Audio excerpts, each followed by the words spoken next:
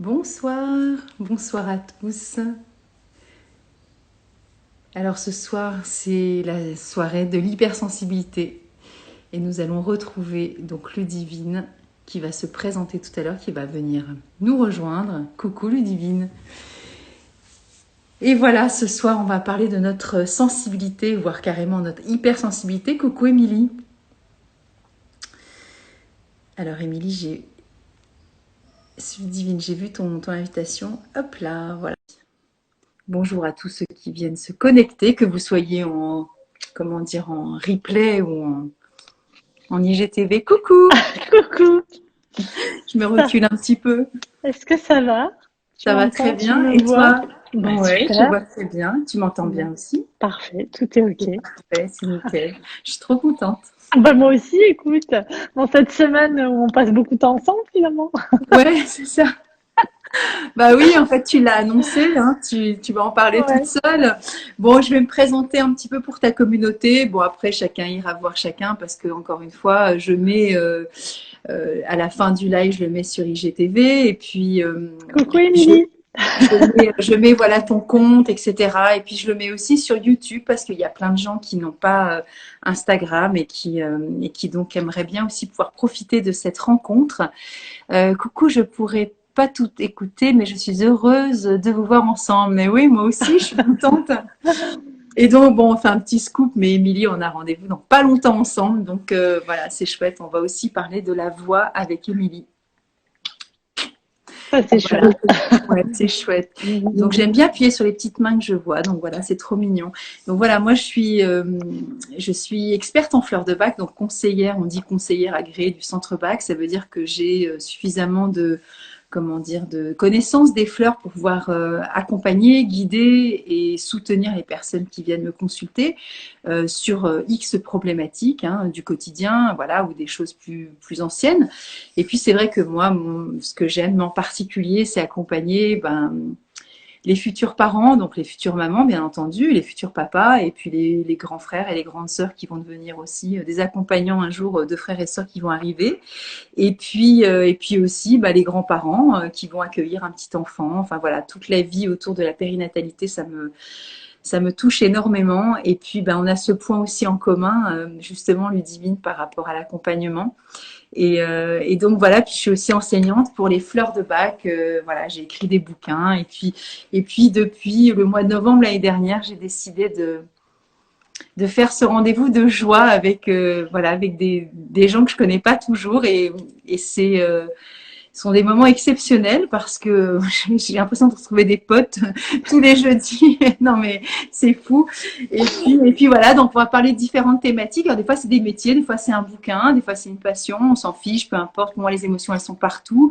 Et donc des fois je suis en soutien là pour parler de fleurs. Hein, tu vois, ça peut être aussi une compréhension et un éclairage aussi en fonction de chacun. Et puis des fois, je ne dis rien, et puis c'est comme ça, et puis voilà, et puis c'est un bon moment passé ensemble.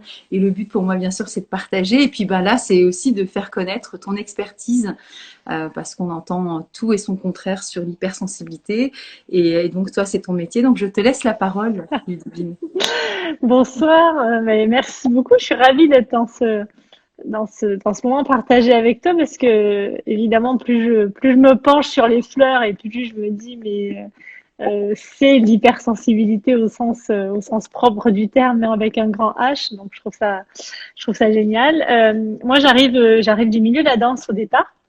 Donc j'étais prof de danse sociale, donc de danse à deux, avec un parcours un peu spécial parce que j'avais eu des gros problèmes de santé qui m'empêchaient visiblement de danser. Bon bref, voilà, donc j'ai décidé que j'y arriverais quand même et c'est ce que j'ai fait. J'ai monté une école de danse que j'ai gardée 10 ans à Paris. Et pendant que j'avais l'école de danse, en fait, j'ai vraiment fait le lien entre ce rapport au corps que j'avais travaillé déjà en psycho il y a très longtemps et que j'ai repris à ce moment-là en me disant il y a quand même un lien évidemment très particulier avec le corps et les émotions et ça, c'était pas la peine de le préciser quoique. Et surtout, il y avait un lien avec les apprentissages et les difficultés d'apprentissage.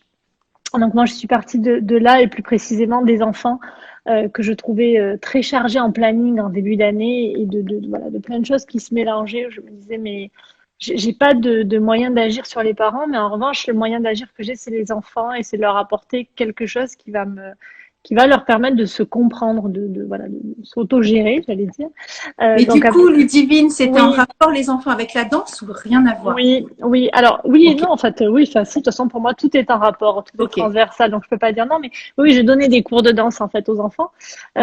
Et en septembre, quand arrivait le mois de septembre, j'avais les mamans qui arrivaient chaque année avec davantage de planning chargé des enfants, et chaque année, enfin, depuis que j'enseigne, ça fait 20 ans, plus de 20 ans maintenant, mais chaque année, je me disais, mais comment c'est possible de charger des gamins comme ça?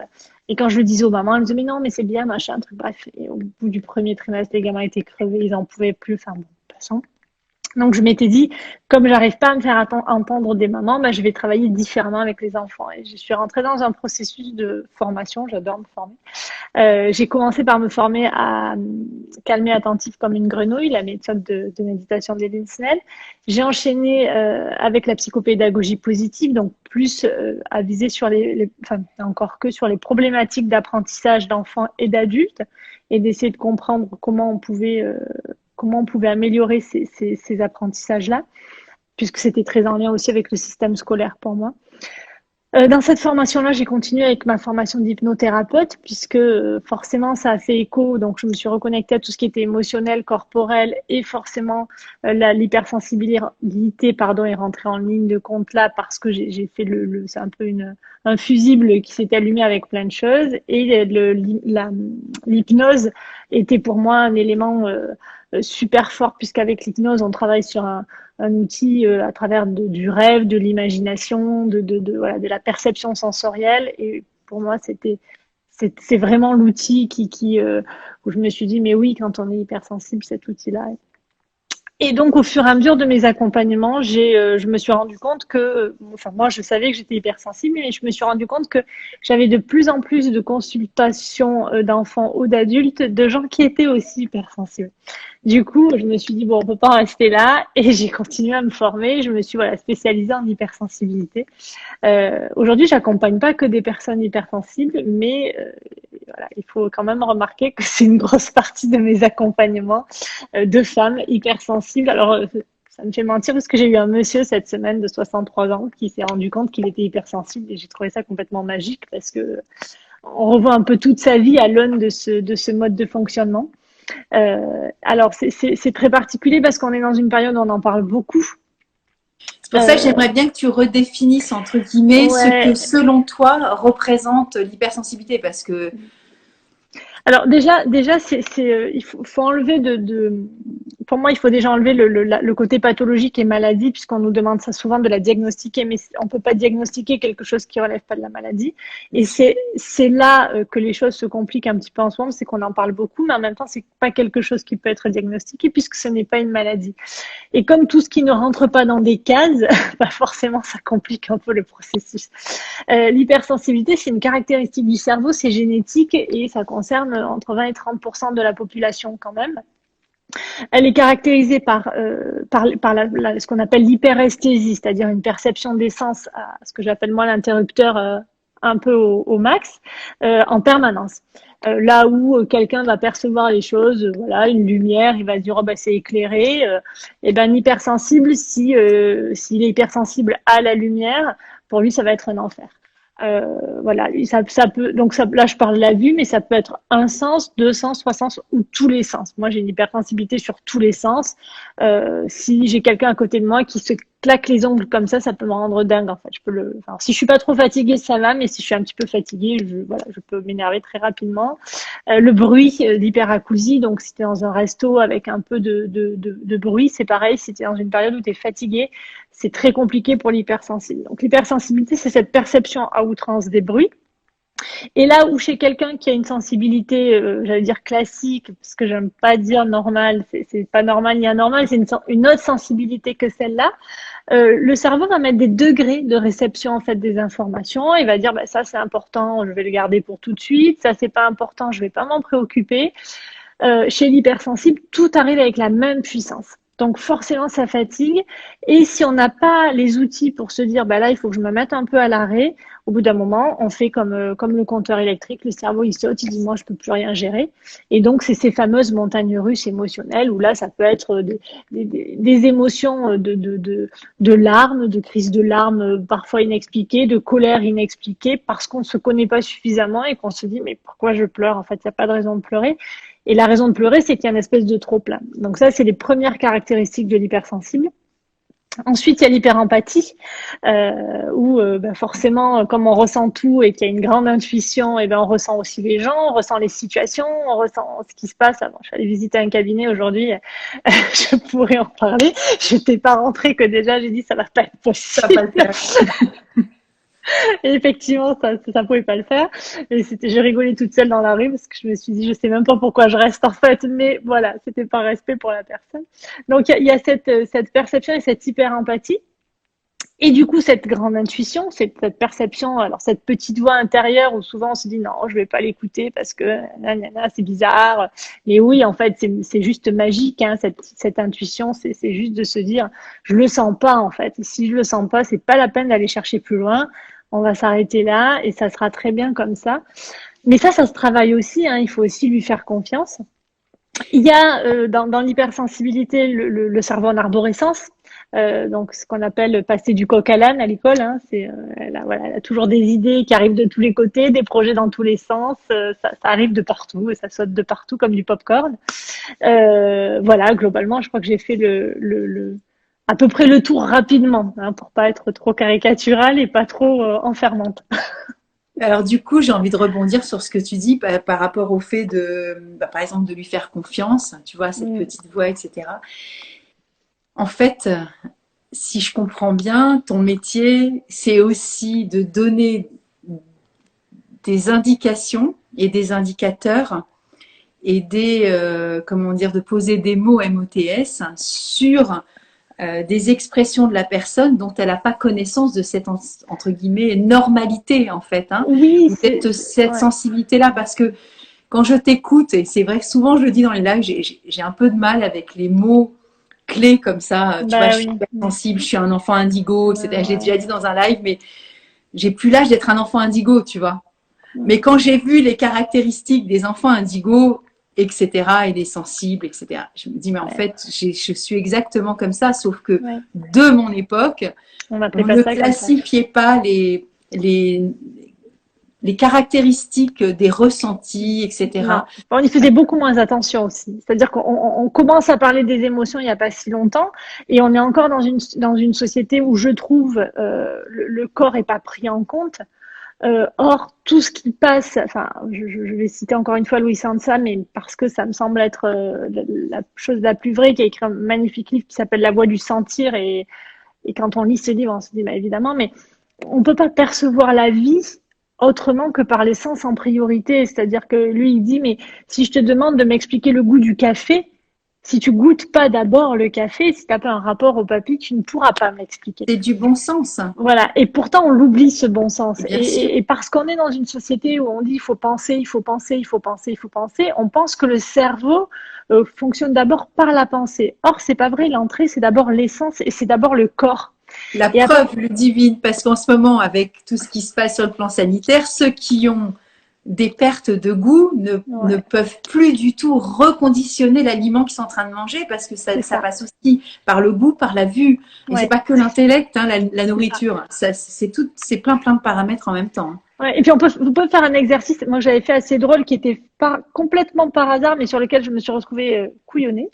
C'est un exercice avec du savon. C'est mon cher et tendre avait acheté un savon sans odeur, et je m'en suis pas rendu compte en fait. Et quand je me suis lavée, j'ai aucune odeur qui est venue à moi, et ça m'a complètement perturbée. Je me suis dit, mais c'est hyper déstabilisant. J'ai pas pu l'utiliser, évidemment. Ça a duré une douche, puis j'ai râlé.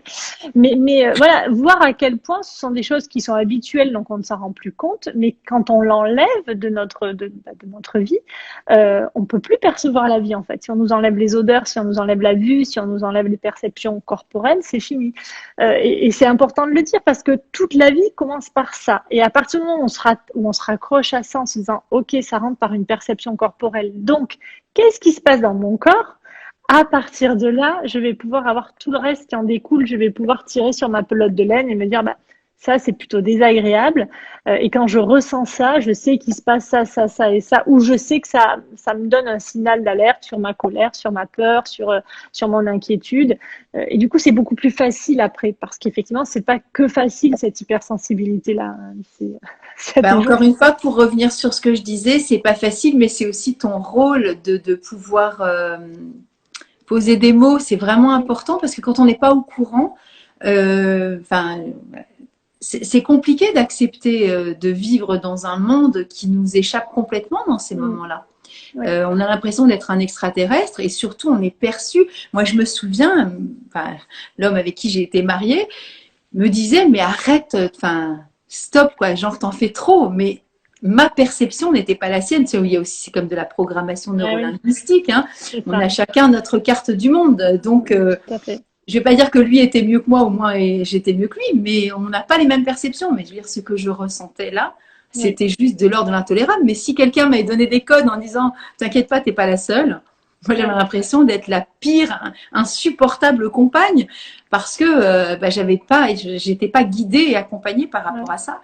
Et je Oui, puis trouve que c'est pas ouais. évident en fait d'apprendre, comme tu dis, à s'accepter si c'est compliqué de ne pas remettre à l'extérieur quelqu'un qui te redonne des normes. Parce qu'on dit toujours, ouais, il faut s'accepter comme on est, comme on est. Ben, c'est pas vrai. Il y a des moments, quand tu es comme, justement, quand tu as un enfant et que tu arrives face à un environnement qui n'a pas ces codes-là, eh ben, c'est compliqué. Je veux dire, il suffit pas que l'enfant se dise, bah, je m'accepte pas. Je veux dire, l'enfant, au départ, il est, point. Il n'a pas à s'accepter ou non. Mais je veux dire, tu vis pas tout seul. Et donc là, quand tu es confronté à la réalité de l'autre, cette acceptation, elle est très difficile à encoder en fait, parce qu'on n'a pas les mêmes représentations. Oui, et C'est puis, vraiment ouais. complexe, quoi. Et puis en plus, les premiers éléments de l'hypersensible, les premières phrases qu'il entend quand il est enfant, parce que c'est aussi pour ça qu'on ne peut pas le diagnostiquer, parce qu'en fonction de ce qu'il a vécu, l'hypersensibilité ne sera pas la même chez toi que chez moi, que chez mon Bien voisin, sûr. en fonction de notre culture, en fonction de notre éducation, en fonction de ce qu'on a, de nos traumatismes aussi, ça va pas être la même chose. Mais une chose qui est sûre, c'est que en fait, deux choses qui sont sûres, c'est que c'est cette habitude d'entendre tu es trop ou tu es pas assez qui fait qu'à un moment donné, on perd sa place et qu'on se sent en décalage. C'est-à-dire, bah, je suis trop sensible, je suis trop timide, je suis pas assez fort, je suis pas assez, je m'intéresse pas assez, je suis pas assez curieux. Je suis pas... Bref, et c'est ces trop et c'est trop peu qui font dire à un moment donné, où est-ce que je me situe moi par rapport à ça, hein. C'est là que souvent on tente d'aller chercher une perfection en se disant pour que je sois reconnue par mes parents, puisqu'au départ, c'est quand même ça, la seule chose que je puisse faire, c'est être parfait. Et puis, on se rend compte qu'en fait, cette perfection, on n'y arrive pas parce que elle n'existe pas et ça met dans un positionnement délicat. Et pour revenir à ce que tu disais au niveau des perceptions, moi, je dis toujours aux gens, la perception du corps, le ressenti, on peut pas te dire c'est trop ou c'est pas assez. C'est un ressenti, tu vois, et c'est un ressenti. Et alors peut-être qu'il est fort, mais tu peux pas dire c'est trop fort. Par rapport à quoi? Ça dépend, on met la norme. Or, il n'y a pas de norme du trop fort ou du pas assez fort. Si tu pleures devant une publicité de chat, tu pleures devant une publicité de chat. Tu peux te dire ma pensée va trop loin, mais tu peux pas te dire ce que je ressens, c'est trop par rapport à. Et, et, et c'est aussi accepter ces limites-là et se dire, bah, ok, quoi, c'est un peu too much, mais pourquoi pas, quoi. Et s'accepter, c'est aussi de temps en temps ne pas s'accepter. C'est aussi se dire, bon, allez, là, je pousse un peu loin, peut-être qu'effectivement. Et c'est accepter toutes ces nuances-là. C'est se dire, ben, tout ce que je suis, il y a des trucs qui sont agréables, il y a des trucs qui le sont moins. Mais c'est comme si on me disait, moi, c'est ce que je dis toujours aux gens quand ils me disent, mais il faut mettre mon cerveau en pause et je veux plus être hypersensible. Je dis, mais c'est comme si vous me demandiez de changer la couleur de vos yeux. Je peux pas. J'ai pas d'outils pour faire ça. Et heureusement. Donc, oui, il va falloir faire avec. Et je dis pas que ça va être tous les jours rigolo, mais je dis qu'il va falloir faire avec. Oui, mais en même temps, tu vois, c'est un peu comme avec les fleurs de bac, c'est-à-dire qu'on pourrait considérer que l'hypersensibilité, bah, si on vient te dire ça, ça pourrait être entre guillemets pris comme un défaut, comme quelque chose qui va te Oui. limiter dans la vie, parce que tu as envie de débrancher la prise en fait. Et à travers tout ça, eh ben, il y a une affinité, enfin, pas une affinité, quelque chose qui va s'affiner, une perception qui est tellement aiguisée, tellement fine, que c'est mais tellement magique quand c'est accepté et pris à bras le corps, que là, ça fait développer C'est un super pouvoir. C'est un super pouvoir, enfin c'est 5 super pouvoirs, voire 7, j'en sais rien. Mais quand tu as la vue, l'ouïe, le Ouais. goût, le corps, toutes ces perceptions de l'invisible aussi, parce que Oui. tu captes des choses forcément Mm. qui ne sont pas de l'ordre du voilà d'ici et maintenant, en tout cas. Voilà, eh bien, c'est quand même exceptionnel d'être en adéquation avec. En fait, quand on voit avec les chats, parce que je parle des chats parce que j'en ai deux, mais tu vois, on dit ah ouais, ils sont vraiment spéciaux, etc. Mais ils captent tout, nos animaux. Mm. Alors, j'ai nos animaux, mais ça peut être des vaches dans un champ et qui sentent l'orage, hein, et qui vont aller se cacher parce que ça va tonner dans pas longtemps. Et ben, ils ont cette hypersensibilité-là. Donc, retrouver ce côté animal en nous, et ben c'est super. Et arriver à justement se frayer ce chemin par rapport à la société, par rapport à nos collègues ou nos copains à l'école, ou nos parents ou nos frères et nos sœurs, parce que bah, ça dépend dans quel milieu on évolue. Et ben on ne devient pas forcément, comment dire, regardable comme justement un électron un peu libre, bizarre, mais ça peut être très complémentaire aux autres. Et les autres peuvent aussi s'appuyer sur nous. Moi, ça m'est arrivé aussi de détecter des odeurs de brûlés bien avant tout le monde. Ah oui, oui, bien sûr. Et donc, ça peut être aussi quelque chose. Non, mais tu vois, ça peut Ah, sauver oui, des je coups rigole parce aussi. que oui, je vois bien. Tu vois. Et ben, c'est quelque chose qui brûle. C'est quand même vachement cool de s'appuyer sur quelqu'un qui est hypersensible pour dire bon, alors c'est pas notre nez parce que bon, les chiens, voilà, on n'est pas des chiens, mais on n'a pas de Ouais. nez de chien, mais tu vois, c'est fou quand même de pouvoir avoir ces facultés-là et ça peut être des cadeaux inouïs, mais qui sont effectivement, bah, je dis comme les fleurs, des fois, c'est comme nos émotions. On a l'impression que c'est là pour nous pourrir la vie, mais pas du tout en fait. Non, Ce non, sont des cadeaux qui sont déguisés à travers notre hypersensibilité. tout à fait. Alors, pour répondre à la question d'Émilie, qui dit quand notre hypersensibilité fait souffrir notre entourage, alors là, on part sur un débat très large. Parce que moi, je suis un petit peu radicale sur ce discours-là et j'ai tendance à dire enfin, chacun doit se responsabiliser par rapport à ce qu'il ressent et à ce qu'il vit. Alors, sauf si évidemment tu pourris la vie de ton entourage, comme on peut tout à fait être capable de le faire, mais pour ça, on n'a pas besoin d'être hypersensible. Non, c'est clair. Ludivine, est-ce qu'on peut faire 2 secondes? Tu es dans Oui. le noir. Est-ce que Ah c'est normal? mince! Bah non, c'est que j'ai plus de lumière chez moi. Attends, je vais allumer une lumière. Attends, Allume une lumière. Prends le temps. ouais. Attends, je vais voir si j'en ai une qui s'éclaire Excuse-moi de là. t'avoir coupé, mais c'est important Non, de non, voir ton mais visage. ça va mieux. Maintenant, je Ah, suis ben voilà. orange, mais bon, orange, c'est mieux que noir. Non, en l'occurrence. Mon chéri m'en Il avait n'y a mis pas de une souci. blanche, mais pour le coup, tu vois, elle était tellement forte que j'ai dit, mais je peux pas, tu me fais mal aux yeux, il faut que tu m'enlèves ça tout de suite. Bon, bref, C'est ça pas sera grave. Ce qui est recalé. important, c'est qu'on te voit quand Ouais. même. Alors oui, je disais pour faire souffrir notre entourage. Je pense qu'on n'a pas besoin d'être hypersensible pour faire souffrir notre entourage. C'est clair. Voilà, ça c'est la première des choses. La deuxième, c'est qu'est-ce que ça veut dire que faire souffrir notre entourage? Si c'est le fait de vivre tel qu'on est, je crois que c'est à chacun de se responsabiliser aussi et de dire bah ça c'est de ma responsabilité ce qu'elle ressent, ça c'est pas de la mienne et si c'est pas de la mienne, je fais avec. Je dis pas que c'est évident. Et quand on vit entre hypersensibles, c'est encore moins parfois parce que ça demande de beaucoup discuter, demande de beaucoup se parler, ça demande de beaucoup échanger. Et je pense que c'est ça en fait, souffrir, c'est qu'à un moment donné, il y a pour moi un manque entre guillemets d'échange. C'est pas quelque chose de négatif, mais c'est que peut-être on se comprend pas sur un domaine. Voilà, il y a un truc qui est pas facile, qui passe pas. Mais alors là, pour le coup, je dirais CNV à fond. Quel est le besoin? Quelle est la demande? On se calme, tout va bien. Voilà, sauf si vraiment, si tu leur pourris la vie, auquel cas, effectivement. Mais, mais, mais c'est pas facile au quotidien. Alors, enfin, toutes les hypersensibilités, on a tendance à s'attirer, hein, un peu comme les aimants.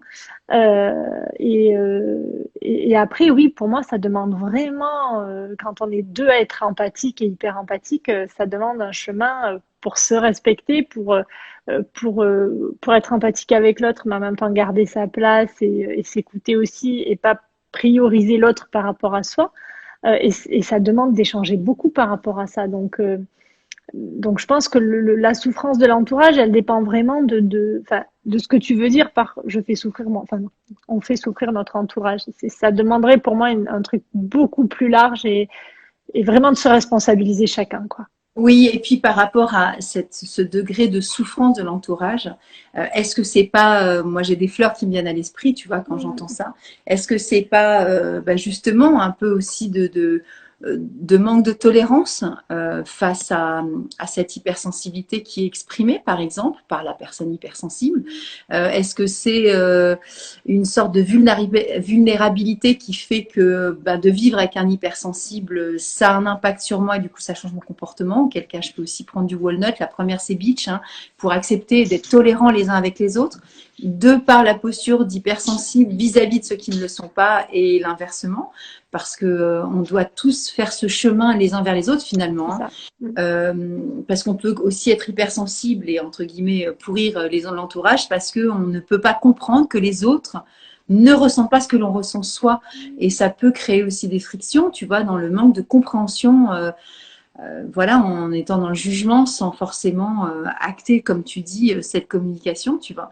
Et puis de l'inverse, pareil, ne comprenant pas que l'autre réagisse de cette façon et porte des jugements très hâtifs, tu vois, et qui peuvent condamner et justement aussi activer la douleur aussi chez l'hypersensible. Et puis,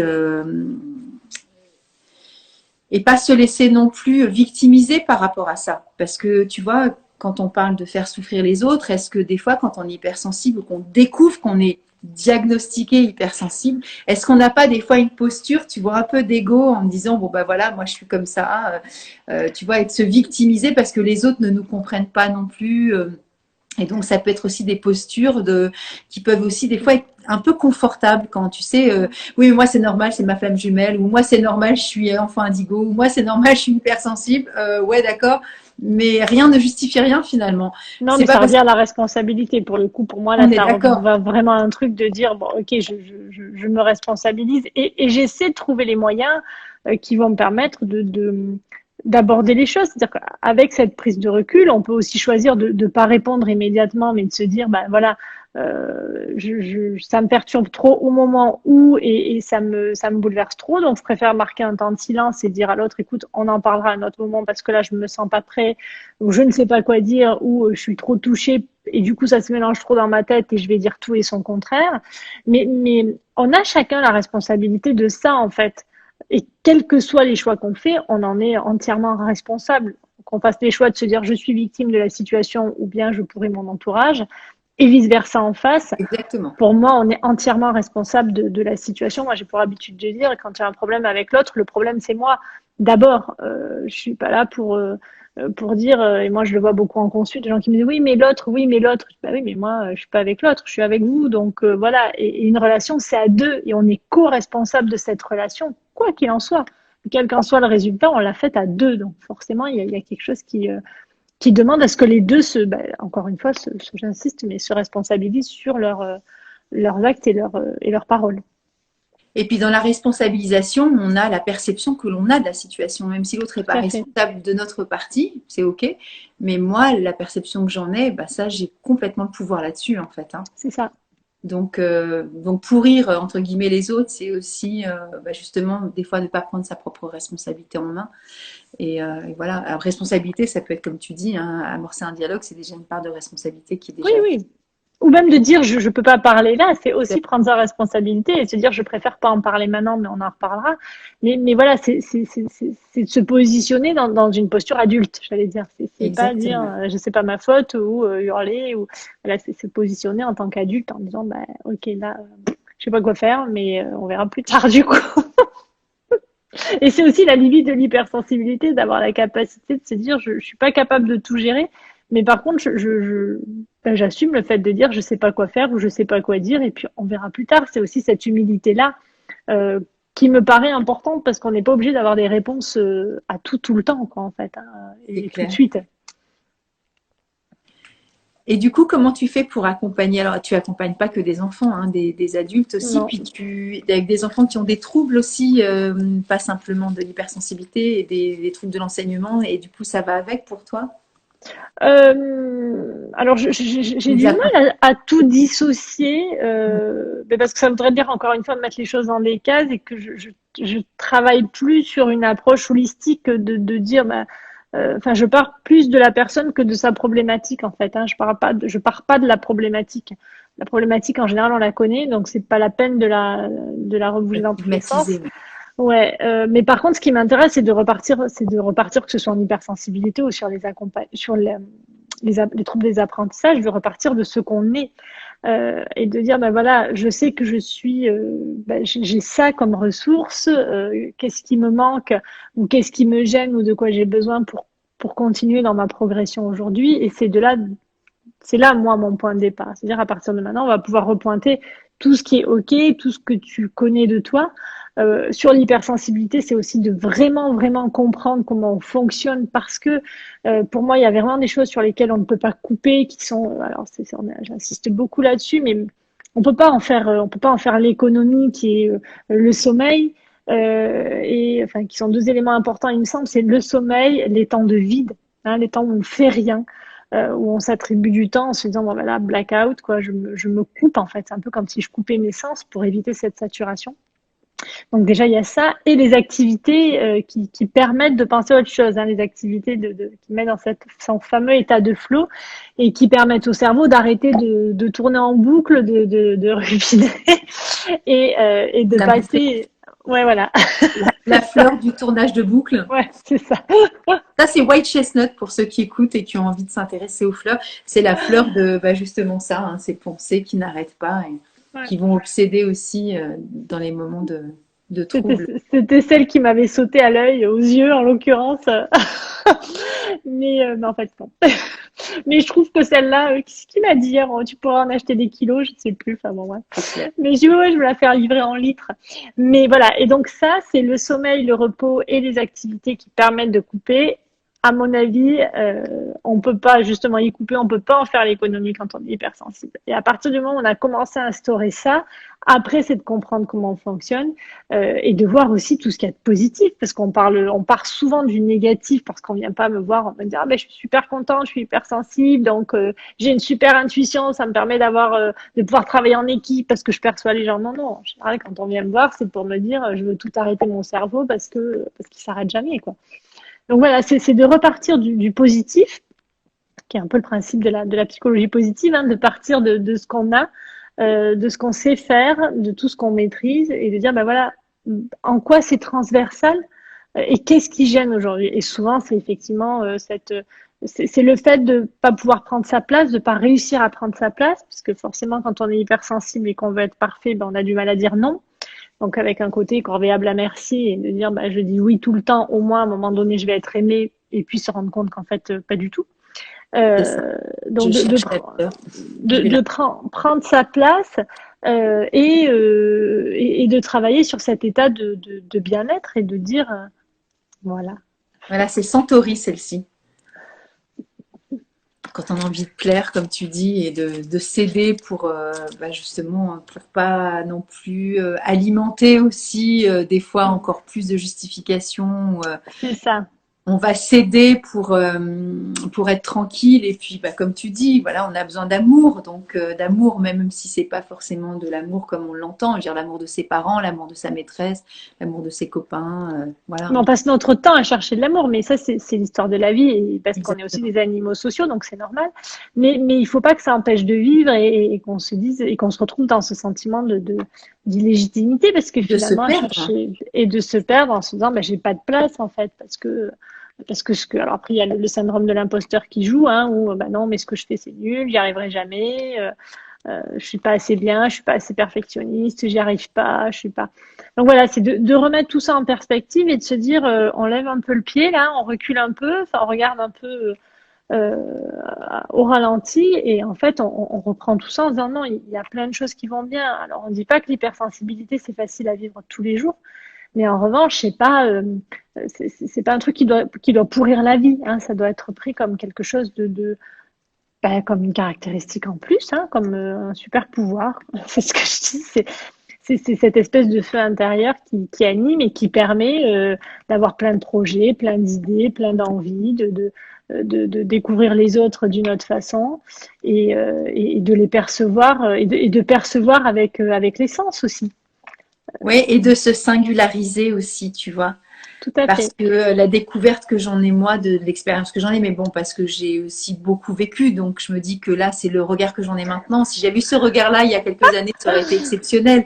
Mais ouais, oui, parce que tu vois, de prendre cette place-là, Ouais, avec tout ce que tu viens de dire, c'est ce cerveau en arborescence, cette écoute, ceci, cela, c'est tellement dérangeant par moment quand ouais. tu n'évolues pas dans un cadre qui est favorable aussi. Mais c'est pas, là, je me mets dans une posture de victime quand je dis ça, parce que en fait, c'est toi qui vas créer ce cadre favorable. Et Tout que à moi, je fait. vois au niveau de l'équipe de travail dans la société, ça m'est arrivé aussi de me positionner dans une posture d'affirmation de ces Mm. compétences-là, et non plus comme un drame que je vivais avant, comme je m'extrayais comme une victime en disant je suis victime de mes sens ou de mon hypersensibilité, etc. Donc du coup, personne ne m'accepte, ce qui n'est pas vrai du tout, hein, mais d'une certaine façon, je pouvais avoir aussi une posture Mm. comme ça. Alors que maintenant, je ne vais pas le revendiquer haut et fort à chaque bout de champ, parce que je ne vois pas trop l'intérêt non plus, mais j'ai plus à justifier en fait. Tout à Et, et, fait. et cette posture-là de force, de pouvoir magique, en fait, c'est moi qui crée ce pouvoir-là. Et je sais que enfin, c'est solide maintenant. Mm. On peut venir voilà, me demander du soutien par rapport à ça parce qu'on sait que j'ai ces compétences-là. Et ça, je trouve que c'est un univers, hein, on repart de responsabilité, mais je trouve que c'est vachement important d'intégrer ça, de se sortir de cette illusion du Calimero qui est complètement à part dans sa bulle d'hyperconnexion à tout. Moi, je suis à des moments, enfin, je dis des choses aux gens, ils se disent, mais comment tu le sais? Mais c'est comme ça, je veux dire, voilà. Et j'ai plus à justifier maintenant. J'ai même pas, je dis que je l'assume. Il y a même rien à assumer en fait. C'est Oui, point. après, il y a plusieurs choses. C'est que moi, je me rends compte aussi qu'on en parle beaucoup, mais finalement, on parle un peu dans un entre-nous. Euh, on parle dans un entre-nous, d'une part, et d'autre part, il y a plein de gens qui se rendent compte de leur hypersensibilité par leurs enfants. En se Tout à disant, fait. bah tiens, voilà, à l'école, on m'a dit ça, on m'a dit ça, on m'a dit ça. Nous, quand on les voit, on dit bah oui, enfin, ça clignote de partout. Mais après, ce qu'on dit aussi aux mamans, c'est en fait, s'il est hypersensible, enfin, il y a fort à parier que vous le soyez aussi.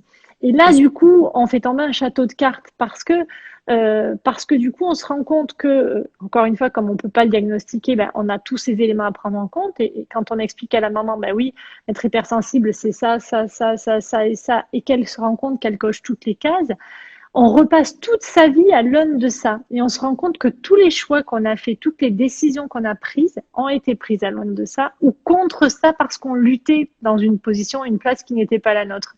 Et c'est du coup quelque chose qui peut être très violent à un instant donné de la vie parce qu'on n'y est pas préparé et que du coup on se dit putain mais si j'ai fait ce choix-là, c'est à cause de ça. Et oui, c'est ce que je disais à monsieur, à mon monsieur, au patient que j'ai vu lundi soir. Aujourd'hui, oui. Je disais, quand on se rend compte à 63 ans qu'on est hypersensible et que tous les choix qu'on a fait, on les a fait par ce prisme-là, et qu'on s'en rend compte qu'à 63 ans, ça fait bizarre en fait. Et c'est normal, c'est ce que je dis, il faut juste laisser un peu de temps au temps, parce Mais que c'est ça re-questionne magnifique. tout. Mais C'est un, oui, bien c'est un sûr. cadeau exceptionnel. Mais, Ah mais oui, mais oui, oui, tu moi je vois, trouve ça génial, c'est génial. Et ouais, du ouais. coup, ce que tu es en train d'évoquer là, tu vois, pour moi, par rapport aux fleurs de bac et bon, par rapport à ce que je pense profondément, si je suis tellement attachée à la périnatalité, c'est que cet enfant, mais en nous, est tellement important. Et en fait, ce que tu es en train de décrire là, quand tu dis qu'on le revisite à travers nos propres enfants, alors on n'est pas forcément parents, on s'en fiche, on peut être oncle, tante, frère, sœur, ça n'a meilleure copine, hein, ça n'a pas d'importance en soi d'être parent à proprement parler. Mais toujours est-il que qu'est-ce qu'on va reconnecter? L'enfant intérieur. C'est l'enfant intérieur. Tout Et à c'est tout, fait. en fait. Moi, c'est ce que Ouais. je fais aussi en sophranalyse. Et Mm. Édouard Bach en parle aussi. Tu vois, Ouais. les premières phrases de son bouquin, il parle quand même de ce portrait de cette petite fille qui va dessiner une maison, etc. Et en fait, quand on est connecté à notre enfant intérieur, on est dans cette espèce de joie, de cette insouciance, et donc on Ah. est dans la connexion aussi avec, on peut faire de la communication Mm. animale, on peut faire plein de choses, parce que on reconnecte avec la vie, tout simplement, et plus on évolue, plus on essaie de plaire aussi au monde, à la société, à nos frères, à nos sœurs, nos grands-parents, nos parents, etc. Encore une fois, on en revient pour pas ne pas être aimé, évidemment, et donc on va se construire aussi des barricades émotionnelles, pour se frayer un chemin, mais en fait, on perd notre identité profonde. Notre identité profonde, c'est l'hypersensibilité et c'est notre nature profonde. Oui, c'est une nature archaïque, hein, de toute façon. Non, tout à fait. On est d'accord? Tout à fait. Et d'ailleurs, le premier exercice en accompagnement en hypnose ou pas, mais c'est un exercice sur l'enfant intérieur, parce qu'effectivement, on ne peut pas aller travailler son hypersensibilité si on n'est pas connecté à cet enfant intérieur. Et c'est ce que je trouve saisissant avec les fleurs de bac, c'est que ça rejoint tout, c'est-à-dire qu'on se dit, il y a d'abord le visuel de regarder cette fleur et on se reconnecte à cette, à ce rapport à la beauté, parce que quand on est hypersensible, on a un rapport à la Il y a la beauté nature, hein, bien sûr. qui est très fort et qui peut aller chercher dans des trucs. Tu vois, je parlais du cabinet que j'ai visité aujourd'hui avec des murs orange, où je me suis dit, mais je ne peux pas travailler dans cet environnement, c'est pas possible. Mais voilà, quelqu'un de normal, entre guillemets, m'aurait dit, mais c'est quoi ton problème avec ces murs orange? Moi, je pouvais pas. Et à un moment donné, il y a un truc qui me disait, mais calme-toi, quoi, c'est pas grave, c'est des murs orange. Et de l'autre côté, j'avais une petite voix qui me disait, non, non, tu sais que tu vas pas le faire, tu vas pas le faire. C'est ça. Donc, il y a ce rapport à la beauté qui est là et de regarder cette petite fleur et d'avoir l'odeur qui arrive et de la comprendre. Enfin, et tous les sens sont en éveil avec les fleurs de bac. Et c'est ce que je trouve vraiment amusant parce que ça reconnecte à cet enfant intérieur aussi de voir ces jolies fleurs, de sentir ces jolies fleurs, de les comprendre en fait en disant, bah, toi, t'es plutôt cette fleur-là, toi, t'es, enfin, c'est un côté très rigolo, je trouve. C'est un truc Très ludique. vraiment, voilà. Et c'est en ce sens que je me dis, c'est l'hypersensibilité dans son essence, pour le coup, vraiment Et dans puis, ce mode de fonctionnement. c'est ça. Et puis quand tu reconnectes à qui tu es profondément grâce au, quand on arrive avec des fois je dis je sais pas, dans certains stages, je le dis, c'est le matin on se réveille et puis on peut mettre un vêtement, tu vois, on le boutonne, puis un Ouais, deuxième et puis un troisième, puis des fois on arrive avec des couches émotionnelles qui font bibendum, tu sais, ou les ouais. Monsieur Michelin, tu vois, avec des épaisseurs énormes. Et donc, les fleurs, elles vont déliter au fur et à mesure toutes ces couches. On va enlever, tu vois, tous ces vêtements qui nous pèsent. Mais ces vêtements, c'est encore une fois pour retrouver cette joie, cette Ouais. simplicité, ce naturel que nous avons à s'émerveiller d'une mouche qui vole ou à éclater de rire parce qu'on en a envie. C'est On ça. ne se pose pas la question de savoir, mais comment le regard qu'on va porter sur moi. J'ai un enfant. Bon, par rapport à la mort, c'est pareil, tu vois, un enfant, bah oui, ok, il est mort, et puis hop, ça y est, on passe à autre chose. Ils vont pas faire son Mm. deuil forcément non plus pendant des. Alors oui, il y a des contextes, hein, mais tout est vraiment simple en fait. Et Ah oui, nous, dans l'enfance, tout est simple. Oui, à partir du moment où on met la pensée dessus et où on commence à réfléchir dessus et à interpréter, c'est le principe de la PNL, hein, on est d'accord. À partir du moment où on met une interprétation dessus, c'est terminé en fait. Et en plus, et c'est là que la communication se complique, c'est que moi je dis toujours, on parle visiblement la même langue, mais si vous demandez à 5 personnes de vous dessiner un éléphant, vous allez regarder le dessin des 5 personnes et des 5 éléphants, il n'y aura pas 2 fois le même éléphant. Et Dieu sait que c'est un éléphant, ça parle globalement à tout le monde de la même chose, quoi. Ce qui prouve bien que on perçoit pas les choses de la même façon et que c'est là que ça tend soit à se limiter et à se dire bon, on peut pas communiquer, soit à s'ouvrir vers cet enfant en disant bon ben ok, de toute façon il y a fort à parier qu'à un moment donné ça marche pas. Donc ayons l'humilité d'accepter ce qui marche pas et de se dire comment je vais faire pour le faire comprendre. On le voit en accompagnement. Moi, des fois, je me dis, mais je suis en train d'expliquer un truc et ça passe pas. Je vois bien que je suis pas comprise. Ben, c'est pas grave, on s'en fout. On repart à zéro et puis on va dire autrement. Et peut-être que ce soir, vous allez pas me comprendre, mais à un moment donné, vous allez comprendre ce que je veux dire. Et je trouve que c'est cet enfant-là qui agit en permanence. C'est de dire, bah, tant que je suis connectée à lui, euh, le monde est ouvert, quoi. C'est vraiment le champ des possibles est ouvert. Alors après, il y a quelques violences de la vie qui font qu'on se dit ah beaucoup ben même. mince, ouais, on n'est pas que des enfants, et ça c'est pour le coup pour les hypersensibles c'est hyper difficile à vivre, mais Oui, voilà, mais il faut tu pas sais, oublier ça. c'est comme l'analyse transactionnelle en fait, hein. On est un enfant, mais on peut être un enfant responsable et libre, Tout tu à vois. fait, C'est pas parce qu'on est un enfant qu'on est insouciant dans le sens où on n'est pas forcément un adulte. on est d'accord. Il y a des enfants qui sont des adultes aussi et qui savent, entre guillemets, tu vois, se responsabiliser et prendre des temps, des espaces où ils sont dans l'acceptation de ce qui est et qui choque et qui va perturber la vie, en fait. Et ça ne veut pas dire qu'il faut devenir grave. Non, Quand tu Bah, accueilles surtout pas. une souffrance de la vie, je veux dire, tu l'accueilles, mais tu vas pas forcément faire une tête de 6 pieds de long aussi pendant des jours et des années. Oui, c'est très culturel ça, hein. Je pense qu'on est dans une C'est très société, français aussi, ouais, tu ouais, ouais, vois. c'est très Je veux dire, français, oui, dans tout à fait. certains peuples, enfin c'est très européen, mais Oui, dans oui. certains peuples, je veux dire, il y a l'épreuve n'est pas soumise à ce fardeau Non. derrière. C'est extrêmement, c'est vraiment culturel, hein. Oui, oui, il faut souffrir. Nous, il faut souffrir. Si on souffre pas, on vit Et pas, puis mais on peut vivre c'est très autrement, quoi. religieux aussi, hein. Oui, c'est Voilà. ça. Oui, oui. Non, mais bon, voilà. Et donc la culpabilité, elle existe aussi. Ça Oui. fait une fleur de bac aussi pour ceux qui savent pas. Ça s'appelle pine, hein. Mais on peut être aussi coupable de se sentir aussi hypersensible, mais voilà, pine c'est la fleur aussi qui va nous faire comprendre qu'on est tout le temps en train de se faire des reproches. Et c'est pas ce qu'elle nous invite en fait à vivre. C'est vraiment accepter aussi notre part de responsabilité, mais sans nous invectiver tout le temps en fait, hein. Ouais. Et d'être juste dans la limitation de ok, j'ai fait des expériences et il n'y a pas de bien, il n'y a pas de mal, et je suis pas non plus en train forcément de me flageller en permanence parce que si que quoi qu'est-ce, hein. Tout à fait.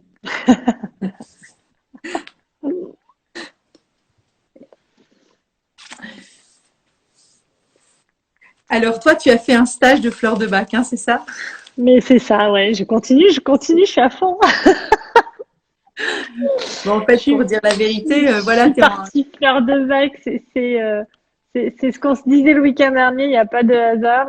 C'est Adeline qui est pas là ce soir. Il y a Émilie, il n'y a pas Adeline. Mais voilà, grâce à Adeline, enfin, je sais pas si je devrais lui dire grâce parce qu'avec un peu de recul, c'était pas un cadeau, mais oui, je dis grâce quand même. Mais si. Où j'ai pu écrire un petit bouquin et dans le petit bouquin, donc voilà, Adeline m'avait dit mais contacte Nathalie pour les fleurs de bac, c'est génial. Et effectivement, c'est ce que j'ai fait. Et du coup, je me suis dit, mais pourquoi je ne me suis pas formée aux fleurs de bac? C'est une vraie question. Et voilà, la question a été résolue la semaine dernière.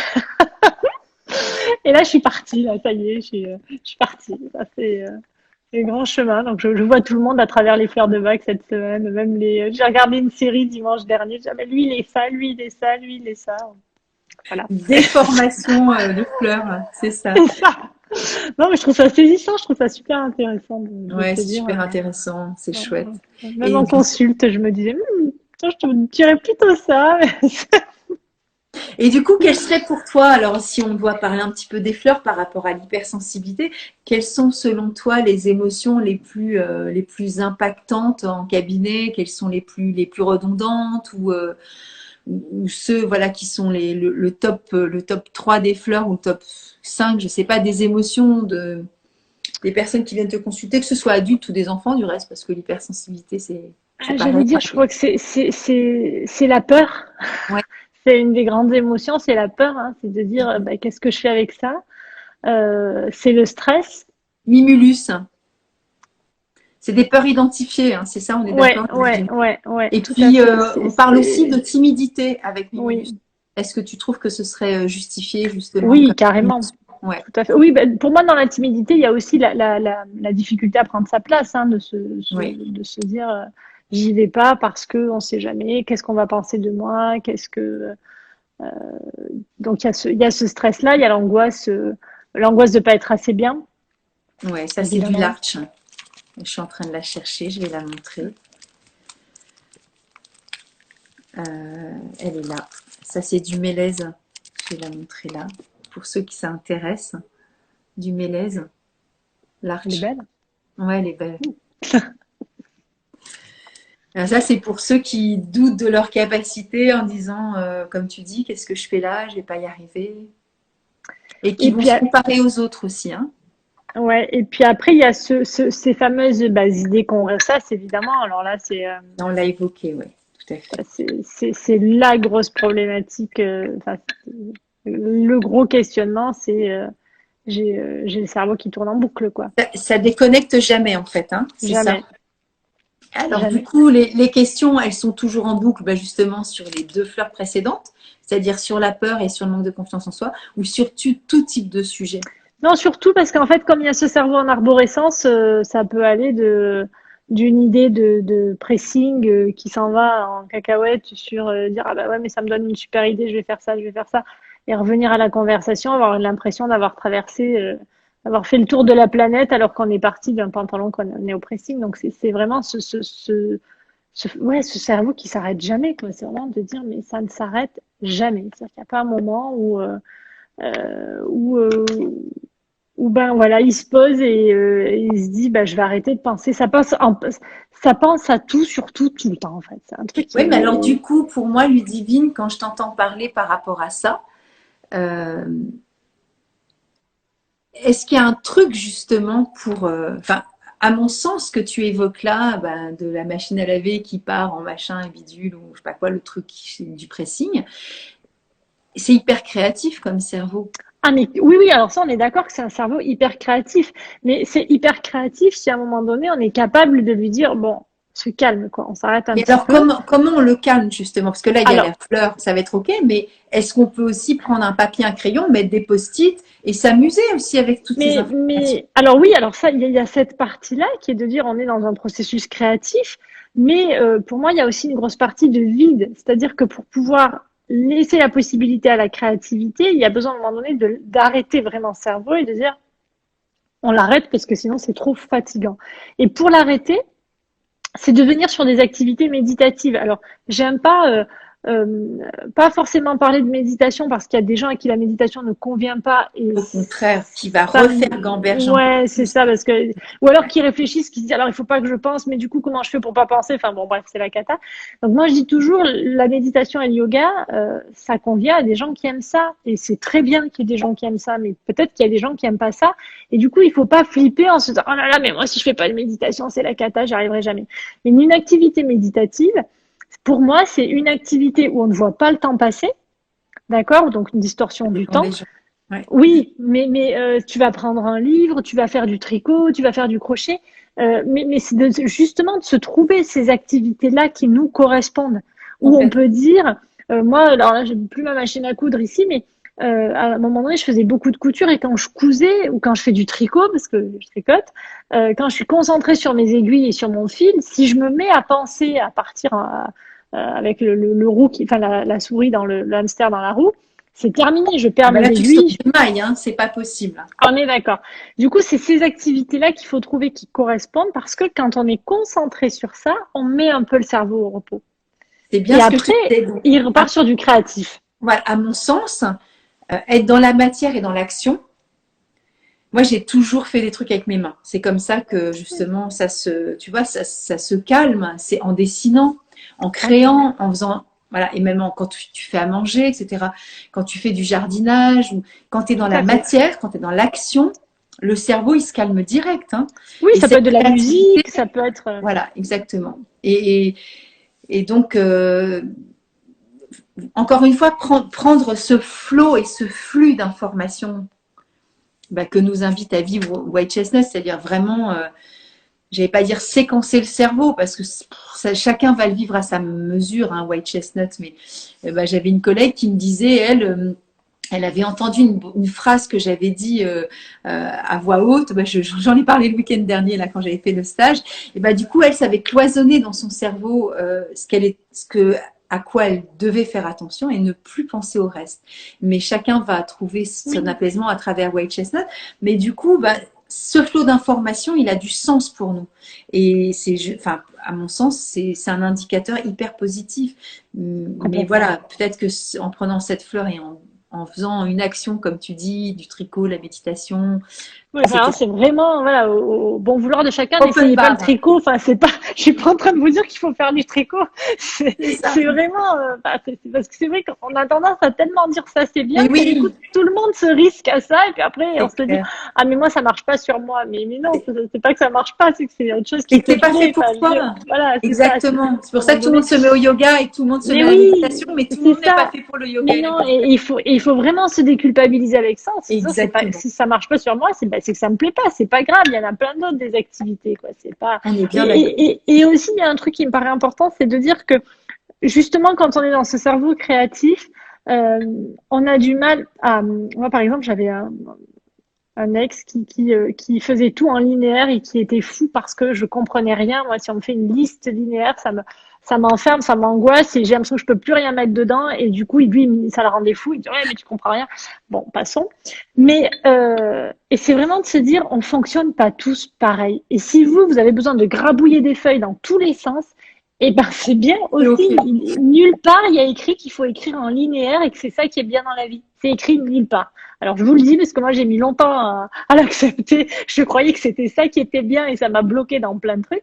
Mais c'est fini. Plus jamais je fais un truc linéaire, en fait. Je fais des bubble maps, j'écris dans tous les sens, je mets de la couleur partout. Les gens sont toujours hallucinés de me voir arriver avec ma trousse de feutre de toutes les couleurs, mais je m'en fous. C'est comme ça que j'y arrive et ça me va très bien. Donc surtout, ne vous bloquez pas sur des trucs où vous vous dites je comprends pas, j'y arrive pas. Parfois c'est un truc tout couillon, mais c'est juste parce que ça correspond pas à votre mode de fonctionnement. Et c'est hyper important pour la créativité parce que quand Hyper. on fonctionne enfin moi je parle en bubble map, mais encore une fois chacun voit midi à sa porte, mais quand on jette des idées, coller des post-it sur vos murs, faites ce que vous voulez, mais il faut que vous, ça vous corresponde en fait. Sinon, vous bridez complètement la créativité et vous avez l'impression que du coup, vous savez rien faire. Mais non, c'est juste que ce mode de fonctionnement-là est pas fait pour vous, quoi. C'est pas fait pour un hypersensible de faire des lignes.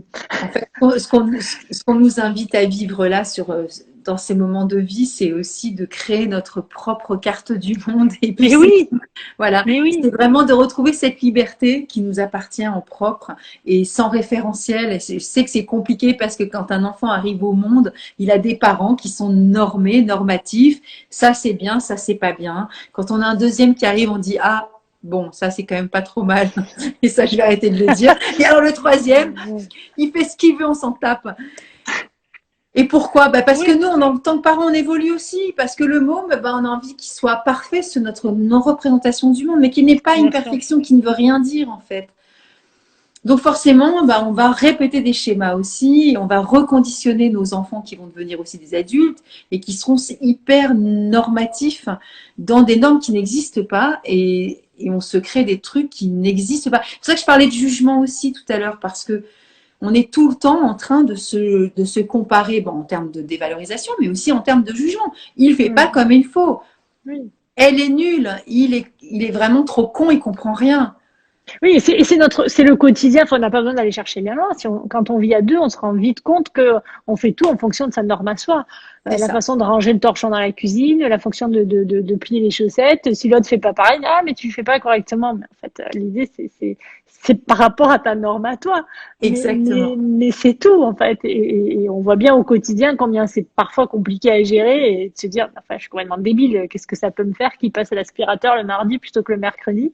Mais voilà, et tout ça, c'est une dose homéopathique de la vie de tous les jours et ramenée à deux personnes. Si après on se dit, bah oui, mais la vie en société, c'est ça, c'est ces problèmes-là qui se créent en permanence, c'est de se dire, bah, en fait, c'est juste qu'on est à un autre niveau.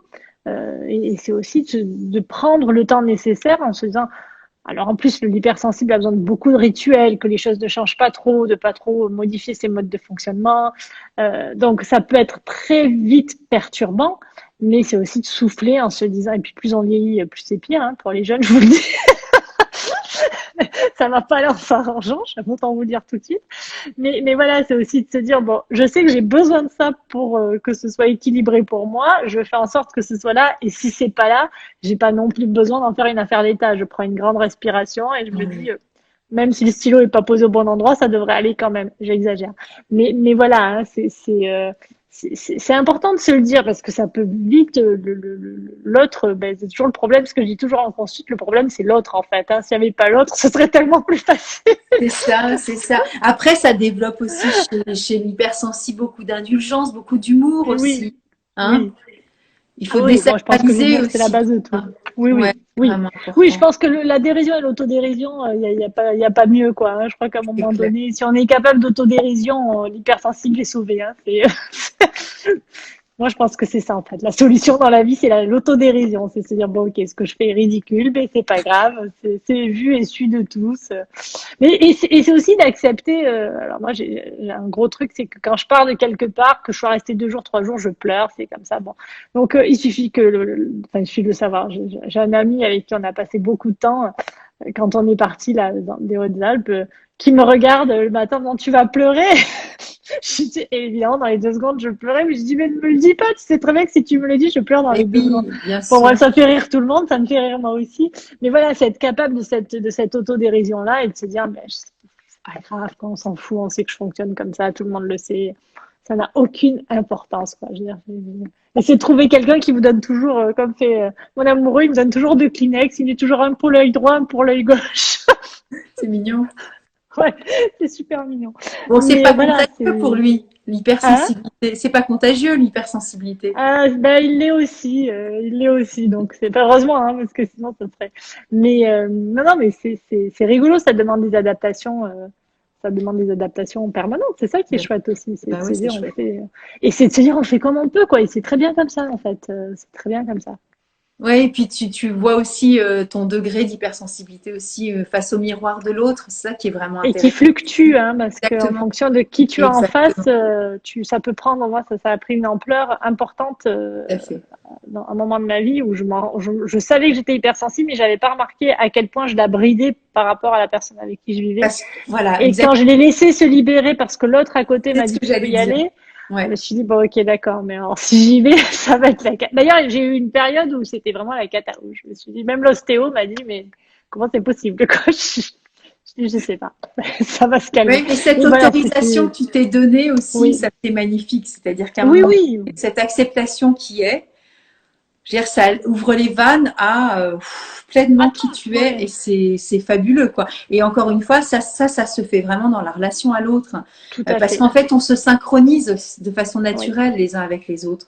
tout Et à on, fait, on sait quand il y a des non-autorisations naturelles ou non, mais que ce soit sociétal ou pas. Mais c'est des codes aussi, je pense, instinctifs de respect, tu vois, qui oui, fait que il y a une forme de territoire qui fait que c'est très, le flow, il se fait tout seul aussi, hein, par rapport à oui, ça. oui. Et ces vannes qui sont fermées, ça a du sens aussi pour les hypersensibles. Tout à fait. Oui, oui, Des c'est fois, vraiment c'est une mesure de protection. Hein. Parfois, ça complètement. fait aussi du bien de fermer les vannes et de se dire, bah, mais d'ailleurs, on peut le remarquer en soirée parfois Tout à où les fait. gens peuvent avoir tendance à dire, oh, elle est froide, elle est. Non, en fait, c'est souvent une mesure de protection et c'est le besoin juste de prendre un peu de recul et de dire, oula, là, je sens pas du tout l'affaire, donc je vais plutôt rester En froide retrait. et comme ça, c'est bien comme ça en fait. Ça, Exactement. je montre rien et tout ça se joue sur des terrains toujours très subtils. Hein. Et c'est ça qui est, à partir du moment où on se connaît, je trouve que c'est ça qui est intéressant, de se dire, bon, bah, là, j'exagère un peu, je pourrais peut-être moins fermer les vannes quand même, parce que je passe pour la sauvage du coin. Mais, et puis là, j'y vais. Et c'est aussi marrant de voir la façon dont les gens nous perçoivent, du coup, selon les environnements, selon soit nos professions, soit ce qu'on fait, soit et de se dire mais on n'est pas les mêmes en fait et c'est aussi On n'est normal jamais en fait. perçu de la même façon. De toute façon, si on faisait un sondage des gens qui nous entourent, il y aurait autant d'avis que de gens. C'est Hein. ça. C'est pas unanime. Hein. Non, et c'est tant mieux. Tant mieux, exactement. On peut être insupportable comme on peut être génial. Donc tout va bien. C'est ça. Ça répond du coup à la réponse à la question d'Émilie. Exactement. On est La d'accord. boucle est bouclée. C'est tout à fait ça. On y est arrivé. Bon, ben voilà, on a fait le tour là. Écoute, moi je suis contente d'avoir passé ce temps avec toi. Ben, moi aussi, je suis super contente qu'on ait pu échanger et remettre les fleurs de bac au cœur de l'hypersensibilité parce qu'il me semble que Edouard Bach est quand même un grand hypersensible et plus je le lis, plus je me dis mais oui, mais oui, mais oui, mais oui.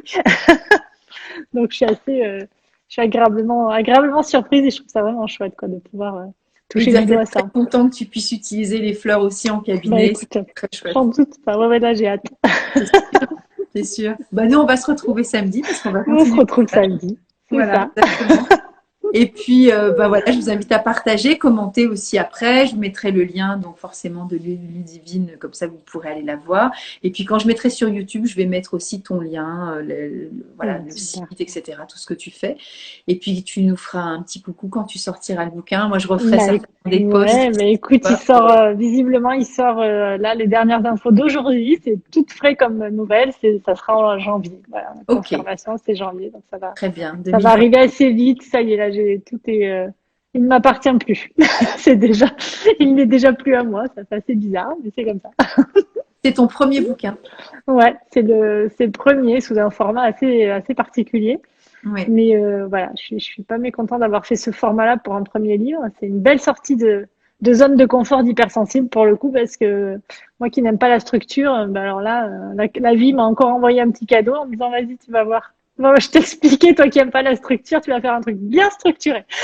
Donc voilà, donc ça a été C'est bien pas qu'une partie de déstabilisant. plaisir, mais bon, ça y est, c'est Voilà, fait. Hein. ça a été dur. Ouais, ça a été super dur, Ouais. mais c'est fait. C'est fait, le plus gros est fait. Et là, voilà, ça passe en illustration maintenant. Donc, j'ai Ok. hâte de voir l'objet maintenant, Et parce que oui, là, c'est un c'est joli un cadeau. fichier pour l'instant. Ouais, On en reparlera. c'est ça, avec plaisir. Voilà. Bon, bah merci pour tout, Ludivine. Merci à toi et puis à samedi pour nous. À Et puis samedi. merci à tous hein, Ouais, d'être merci là, à d'avoir tous. écouté Exactement. consciencieusement. Et s'il y a des questions, n'hésitez pas, hein, on peut Bah oui, encore bien y sûr. répondre. Ces questions, elles Bonne viennent souvent soirée. après. Oui, bien Bonne sûr. soirée. Bonne À soirée à bientôt. tous. Ciao. Bye.